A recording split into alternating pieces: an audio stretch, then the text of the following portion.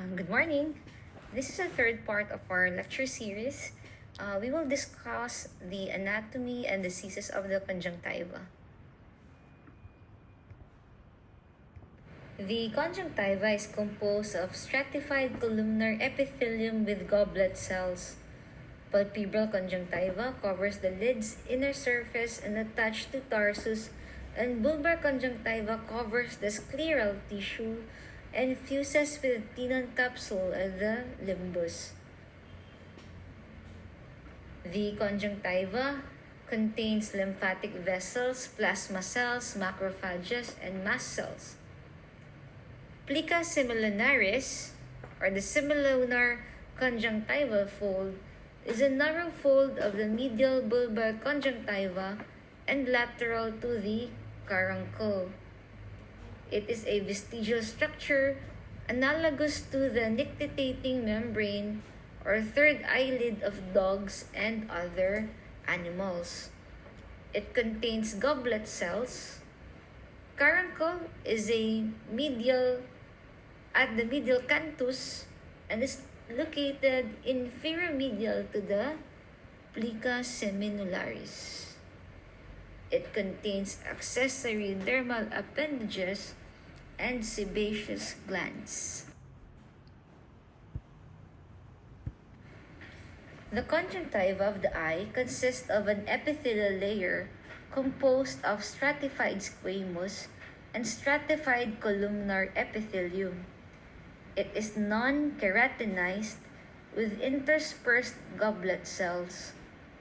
There are also present within this epithelial layer blood vessels, fibrous tissue, lymphatic channels, melanocytes, T and B cell lymphocytes, Langerhans cells, and accessory lacrimal glands. A deeper layer, the substantia propria, or conjunctival submucosa, consists of superficial lymphoid and fibrous tissue. The substantia proper is a tissue layer that only exists in the conjunctiva, but not in other eye tissues. Numerous lymphocytes, mast cells, plasma cells, or neutrophils are present within this connective tissue layer.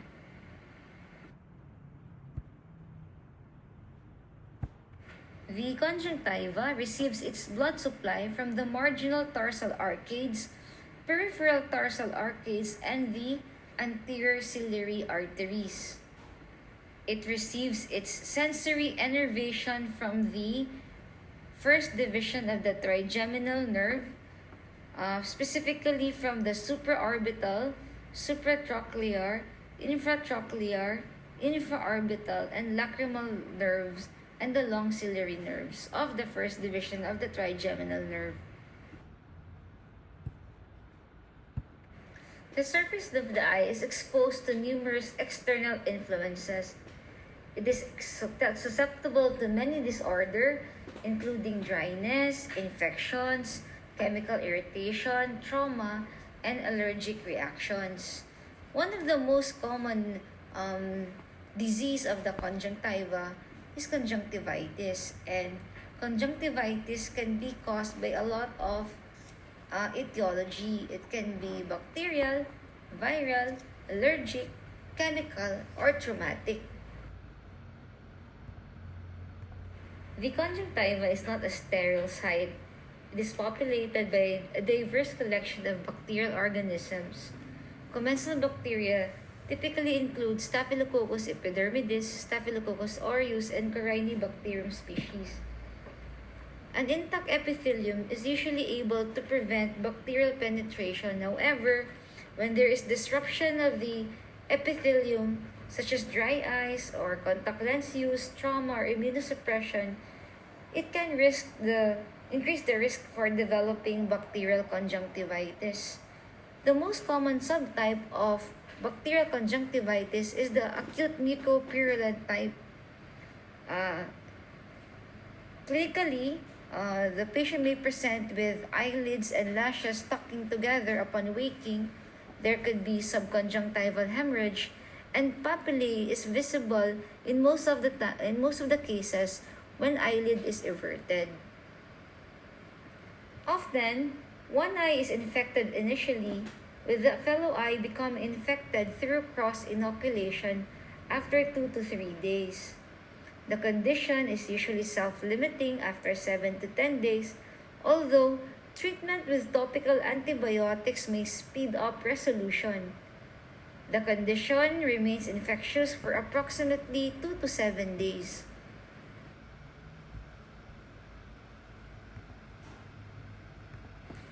Many different viral pathogens can cause conjunctivitis, but adenovirus is responsible for between 65 and 90% of cases.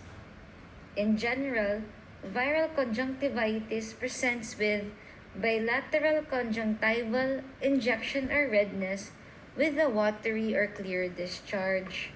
They may be associated with systemic features of viral infection, including fever, rhinitis, and body malaise, and usually there is a tender periauricular lymphadenopathy present.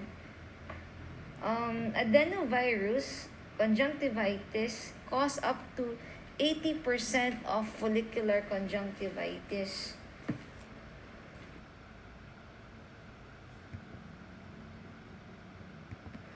Allergic conjunctivitis is immunoglobulin E or IgE mediated type 1 hypersensitivity reaction to allergens which may be typically airborne, such as pollen, animal dander, and dust. When the allergen comes in contact with a tear film containing IgE antibodies, it triggers degranulation of the conjunctival mast cells, initiating a inflammatory cascade that leads to vasodilation, conjunctival edema, and recruitment of inflammatory cells. Typically, allergic conjunctivitis may consist of two types: the seasonal allergic conjunctivitis, which is the most common, and the perennial allergic conjunctivitis, which is less common. Patients with allergic conjunctivitis may also suffer from additional atopic conditions such as allergic rhinitis, asthma, eczema, and atopic dermatitis. Typically, the attacks are short-lived and they consist of episodic attacks of ocular itchiness with runny nose, puffiness, and redness of eyes. On examination, you'll see conjunctival edema, hyperemia, and mucoid discharge. Diagnosis is chiefly clinical in these cases. Vernal keratoconjunctivitis is a recurring bilateral inflammatory disease of the cornea and the conjunctiva. They are predominantly seasonal, usually common in springtime. The immunopathogenesis is a type 1 and type 4 hypersensitivity reaction. Hence, conjunctival biopsy specimen may show inflammatory cells including eosinophils, plasma cells, lymphocytes, and monocytes. Clinical picture of VKC is a bilateral asymmetric conjunctivitis, typically in the young boy, that presents with complaints of severe ocular itching, watering, redness, and discharge. It is good to note that the hallmark sign of VKC is a papillary reaction on the upper tarsal plate, and this may vary from small papillae to giant or cobblestone papillae. The limbal variety consists of a thickened gelatinous nodules of epithelial hyperplasia with chalky white excrescences. Horner Trantes dots with increased limbal pigmentation. The keratopathy typically starts as a superficial punctate spot on the cornea that may coalesce to form macroerosions. Therefore, eye rubbing and outpouring of inflammatory mediators aggravate this condition, causing shield ulcers. Giant papillary conjunctivitis is caused by chronic ocular allergy with formation of papillae in the tarsal conjunctiva. Papillae are classified as macropapillae if they are 0.3 to 1 millimeter, and giant papillae if they are more than 1 millimeter.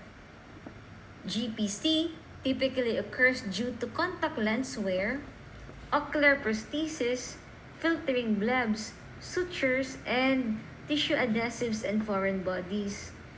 Patients often complain of excessive mucoid discharge, redness, discomfort, and grittiness of the eyes.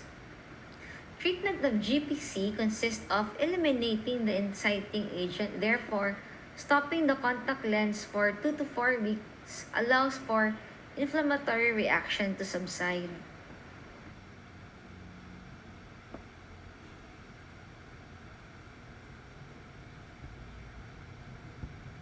Most cases of conjunctivitis may be categorized as either papillary or follicular according to the macroscopic or microscopic appearance of the conjunctiva. Neither type is pathognomonic for a particular disease entity. When we say follicle, it consists of hyperplastic lymphoid tissues and appear as elevated lesions encircled by blood vessels. Typically, they are seen in reactions to topical agents, allergies, adenoviral and chlamydial disease. While papillae consist of hyperplastic conjunctival tissue full of inflammatory cells normally seen in the palpebral conjunctiva. They are more associated with bacterial and allergic conjunctivitis.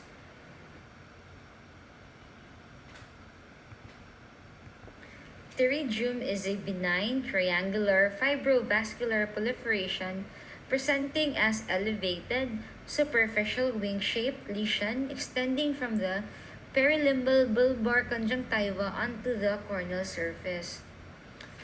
It is commonly seen to extend from the nasal side of the bulbar conjunctiva. The reason being it is the increased actinic exposure of the nasal bulbar conjunctiva secondary to ultraviolet light reflection from the nose. Pterygium is seen all over the world, but its prevalence rates are higher in tropical countries, and with equatorial countries having the highest prevalent rates, it is commonly referred as pterygium belt. The characteristic pathology of pterygium is characterized by an allostotic degeneration of collagen and fibrovascular proliferation. Visual acuity disturbances can occur due to induced astigmatism, tear film disruption, and in larger pterygium due to the direct involvement of the central cornea with resultant scarring. Wearing protective sunglasses with side shield or wide-brimmed hats can help to decrease the effects of UV light in outdoor environments. So this can somehow prevent the formation of pterygium or prevent recurrence of pterygium. When the pterygium covers the visual axis or encroach the visual axis and can cause a significant amount of astigmatism, surgical management or excision of the pterygium can be done.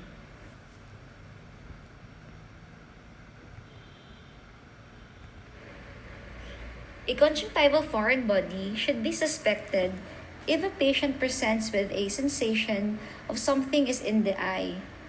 Patients with conjunctival foreign body often state that their eye feels as an irritating object like a grit, junk, sand, or glass is in it, but they cannot really localize where the sensation is.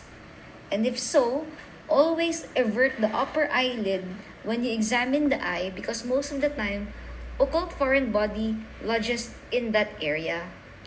And then, you check if there are corneal abrasions because what happens is that the foreign body in the upper eyelid that is lodged there can actually cause abrasions in the cornea during opening and closing and blinking of the eyelids.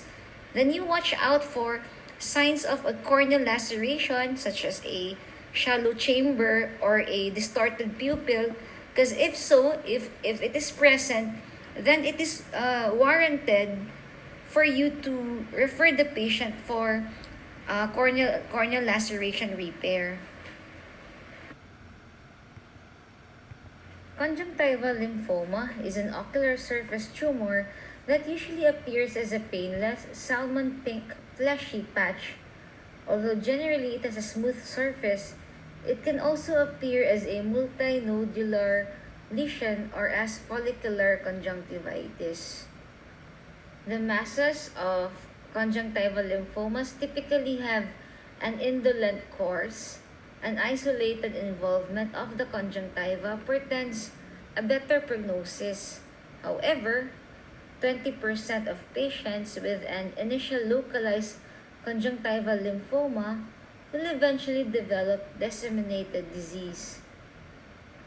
Conjunctival lymphoma has a female predominance and occurs mostly in the 5th to 7th decade of life.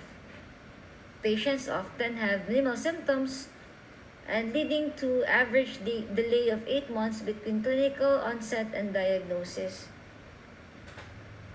Whenever a diagnosis of lymphoma is suspected, it is imperative to send fresh tissue for flow cytometry and additional formalin-fixed tissue analysis. Individual treatment is determined by whether the tumor is localized to the conjunctiva or disseminated to the other parts of the body. Complete excision, cryotherapy, injection of chemotherapy medicines, radiation, or IV chemotherapy are the options for treatment. Subconjunctival hemorrhage is caused by bleeding of vessels under the conjunctiva.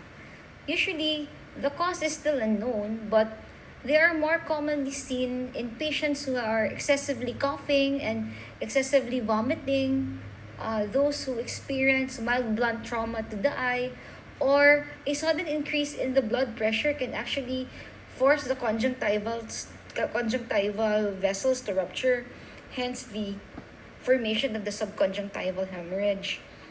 What usually the patient describe is there's a mild popping sensation in the eye prior to observing redness. And since there is something inside the eye, there will be a sense of foreign body sensation upon blinking. But most of the time, it is asymptomatic. So what you'll see when you examine, there's really a flat, bright red hemorrhage in the conjunctiva.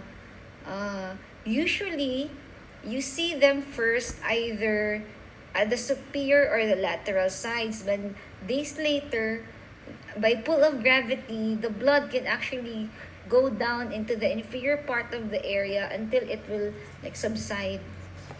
So there's no definitive treatment for subconjunctival hemorrhage as it will just resolve by its own. So maybe if you are presented with this type of case, always ask for history of hypertension, or are there any blood dyscrasias in the family, or is the patient taking blood thinners such as clopidogrel and aspirin?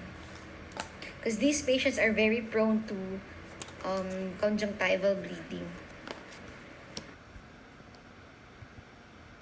Squamous cell papillomas of the conjunctiva are common benign lesions, and HPV is strongly associated with their occurrence, specifically HPV 6 and 11, while HPV 16 and 18 causes carcinoma in situ or conjunctival intraepithelial neoplasia in the conjunctiva.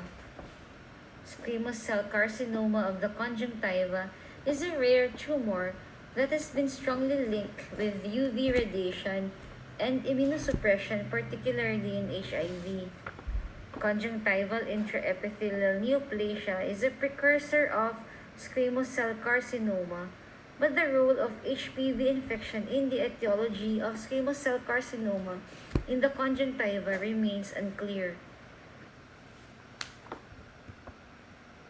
So this ends the part 3 of this lecture series. Please reserve your questions on the Q&A session later this afternoon.